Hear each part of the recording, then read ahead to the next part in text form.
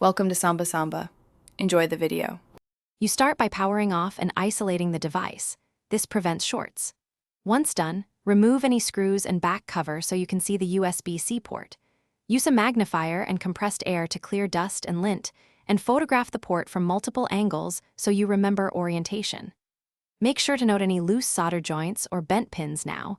Catching these first directs whether you'll clean, realign, or replace the port assembly. Next, clean the connector. Apply 90% plus isopropyl alcohol on a lint-free swab and work gently to dissolve grime. Use a non-metal pick for compact debris.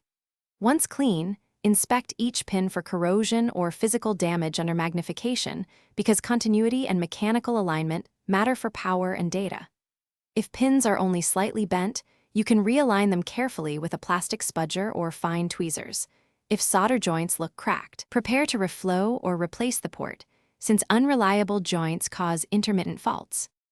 For repair, either reflow cracked solder with a controlled hot air station or desolder and replace the entire USB-C assembly.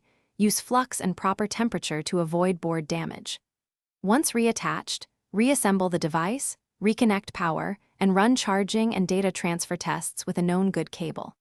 If problems persist, make sure to swap cables first, then use a multimeter to check continuity and voltage on V-bus and ground. If traces are damaged, a board-level repair or professional help will be required. Thanks for watching. Consider subscribing if we helped you.